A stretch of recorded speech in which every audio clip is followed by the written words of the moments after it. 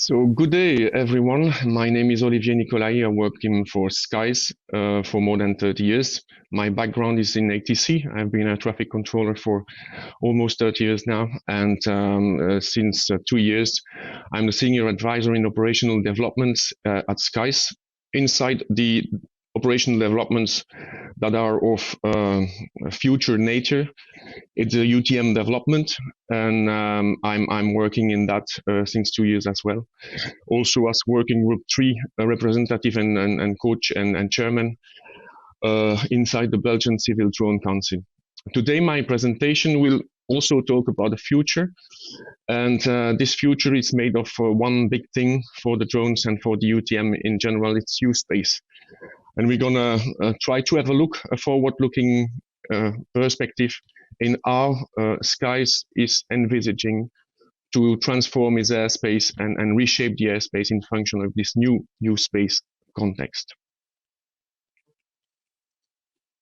First of all, we have to integrate newcomers, and by newcomers, we don't mean the traditional drones that are already active in our airspaces, but also all the services, all the people that are ready to deploy massive services with drones, with big fleets operated from command and control centers, in BVLOS operations, all this business that is ready to develop, but that doesn't benefit from the adequate infrastructure to be able to integrate itself safely and smoothly in an already populated environment in the air.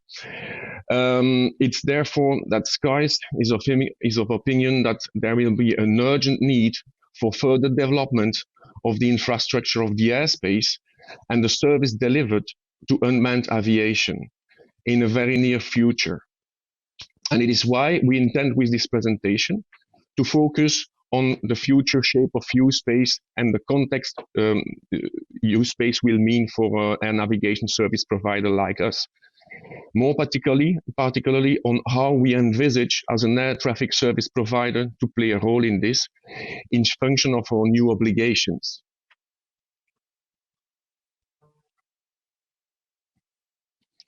So for what concerns these new obligations, we got a few steps to reconcile. When we talk about U-space implementation, we must talk first of all about the initial setup, the current setup, which under the current legislative package of Europe has defined our airspace for the usage of drones as UAS geographical zones. So near and at aerodromes which are controlled by Skeyes, we have defined new airspace shapes that have specific restrictions for the accesses that is open to drone, and certain rules are to be applied by drone users. The problem with that in the future is that when we consider higher volume of drone operation and newcomers and these new customers operating vast fleets of drones, there will be a need to redefine these airspaces as U-space airspaces. And when Belgium does that, it means automatically that in these airspaces, services will have to be delivered to drones. These services will not be delivered by Skeyes by nature. We will be a contributor to the efficiency of the service. And in that sense, Skeyes has to develop and has to implement new kind of information services for these specific services to drones to be delivered. Who will be the actors? The actors will be new actors as well, like USSP, service providers for the benefit of drones. Skeyes in that frame will play a role as common information service. We will have to, and as an obligation by Europe, to deliver information that is essential for these services to be developed and given and delivered by other entities like USSP. And this is about the obligation, the new obligation of Skeyes that we will speak now in this presentation.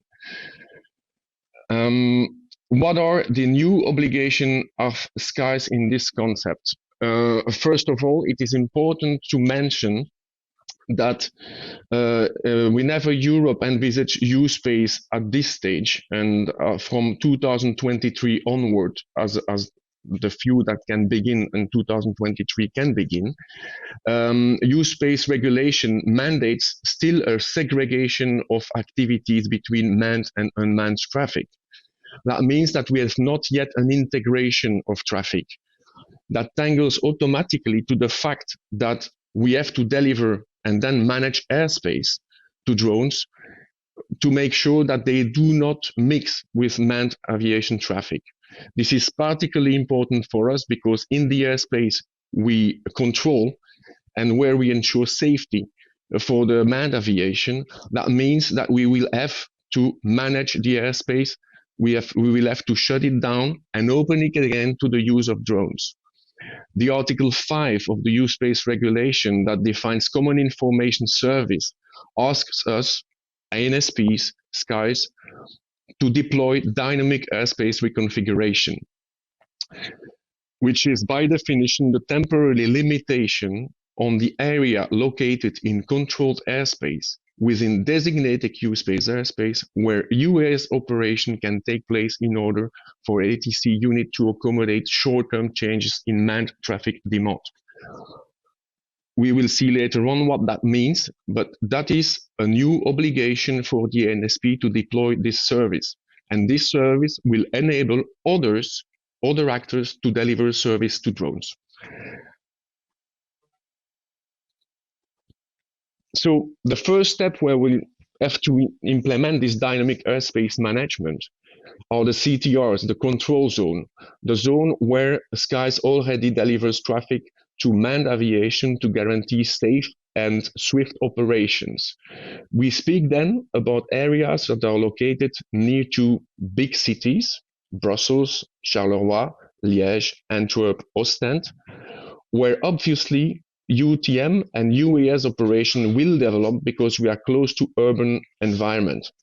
We might face there, obviously, traditional drone activity like telemetry, photography, and so on, the one that are already existing, surveillance of buildings, but also new services, urban air mobility, for instance, or medical services between hospitals.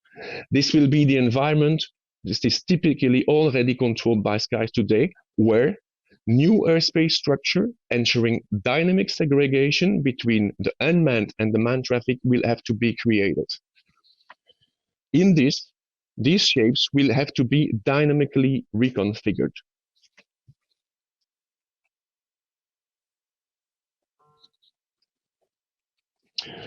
For a use case and for the experience we have gathered, envisaging this future shape, we are participating to a European funded and sponsored project, which is called Sapphire Med concept.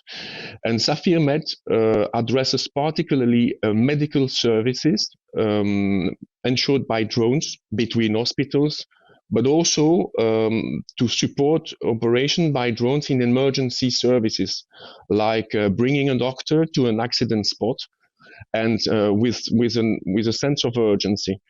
We are dealing with this project, and there are a few new concepts in it that we are testing out.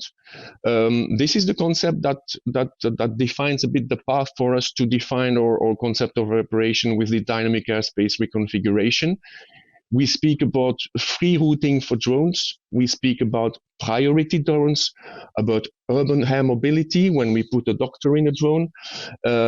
We have different areas of operation. We have pre-planned of operation, but also on-the-spot operation with emergency, with some kind of emergency response, and all that this happening in a control zone, in that sense, control zone of Antwerp.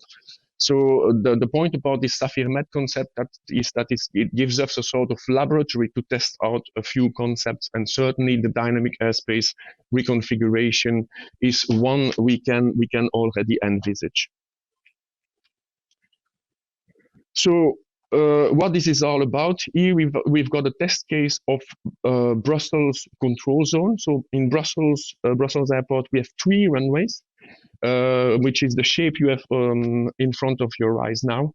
It is a controlled airspace. It is a big airport, and in this philosophy, in this sense, we're gonna look first to protect manned aviation that operates near to the airport, which is in the final stage of approach, or at the early stage of a flight that departs. This controlled airspace will be defined as a U-space airspace in the lower part. We speak here about an airspace that will be defined as U-space up to 500 feet, for instance, and that protects manned aviation. Due to the proximity of the path of the manned aviation there, it is very seldom that a drone will be allowed to cross on the spot. Most of the time, drone operation in order to go from a point A to a point B will be forced to circumnavigate this airspace, and it's only in case of emergency response or state flights, police or medical flights that drones will be allowed to cross through this red airspace. So by default, this airspace might be closed for drone operations unless the situation requires to do something else.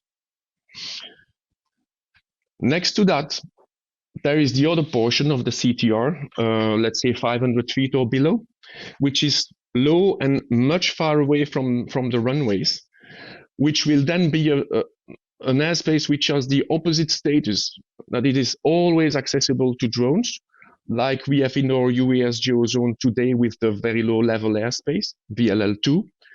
And this VLL2, that's the yellow part, will be redefined probably as U-space airspace, and we will then probably cut it in a few parts.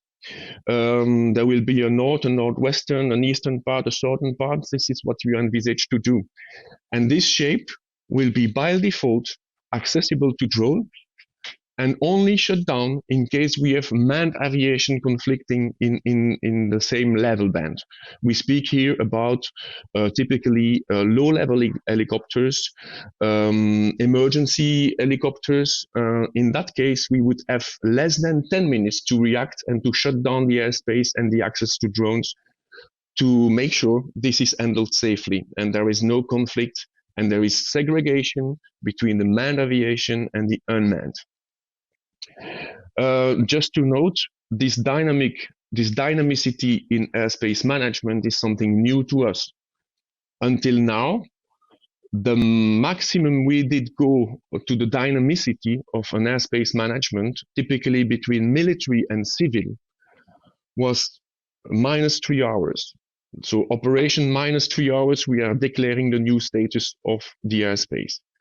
Here in UTM and in U-space, the new challenge for us is to dynamically change the airspace status in less than 10 minutes. Because when an helicopter deploys low level, it is automatically linked to a special activity. It is either due to some form of special mission like pipeline controls or the survey of critical equipment, or it is heavily linked to emergency operations. So the time that is given to ATC to take away this airspace from drones and give it back to manned aviation extremely challenging. Next to that, if we consider the airspace that is above 500 feet, again, it will be probably a red status for drones and only opportunity flights or flights that are certified, that are equipped suitably to be visible on our radars or to be able to communicate on a conventional way will be allowed there. It is not sure that it will always be closed for drones. There might be certain corridors open for certain type of activity that have to be supported by specific type of drones that can be equipped with transponders and so on. We have not yet a full picture on that, but again, this will be probably an airspace that is by default not acceptable to drones, but subject to authorizations by ATC under certain circumstances.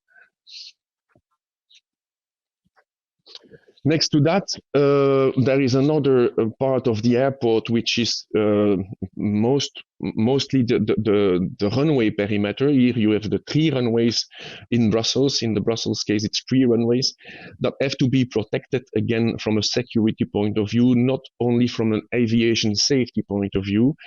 And this would be also an airspace that would be not accessible to drones by default. Only certain missions would then be allowed to operate.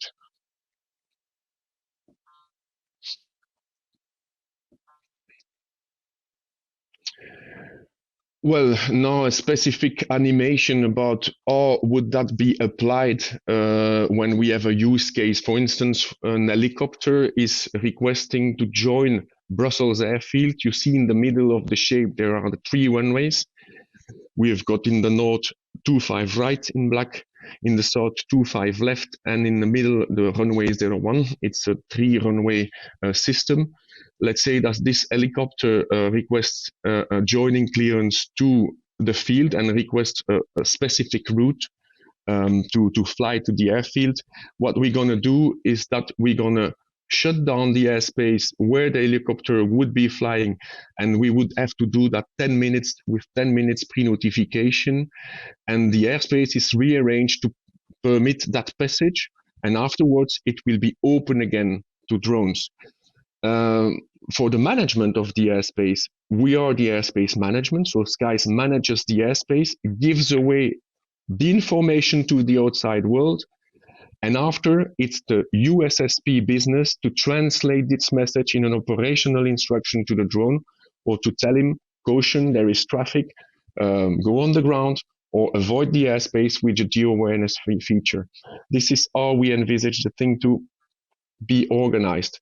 The same goes for the other direction. There may be critical areas that are defined as shapes that can be activated or deactivated, and in order to segregate the 2 activities, that's the way we'll go.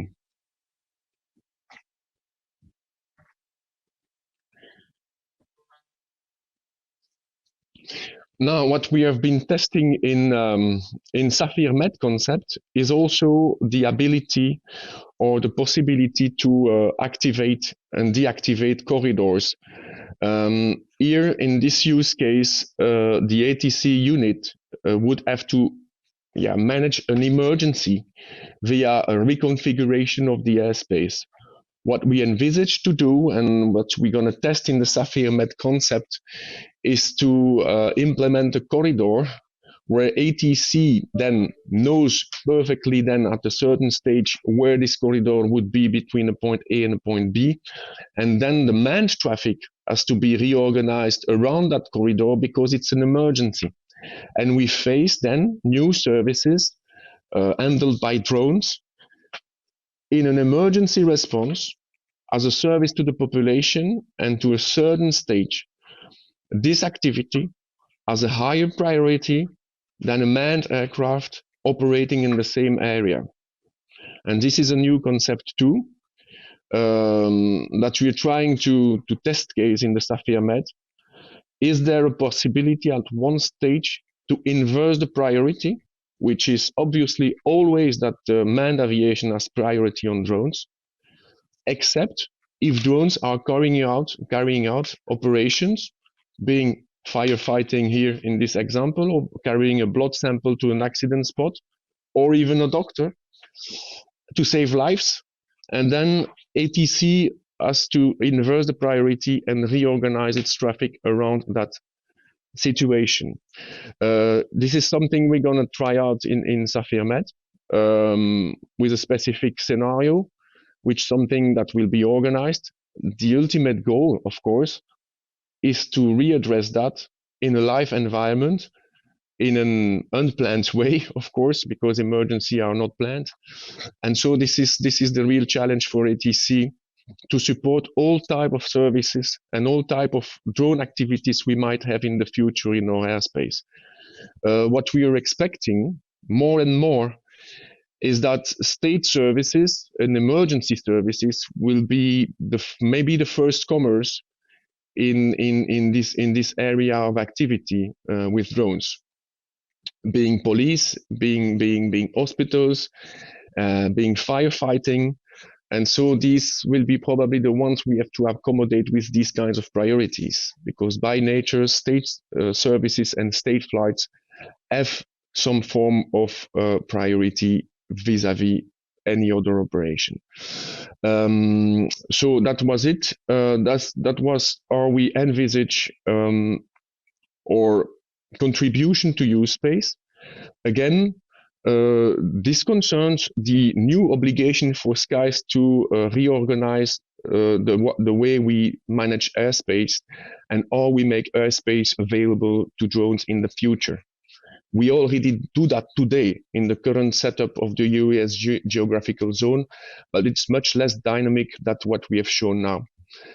We must imagine that when we implement this dynamicity in the airspace, the volume of drone operations that can be supported is much higher than today.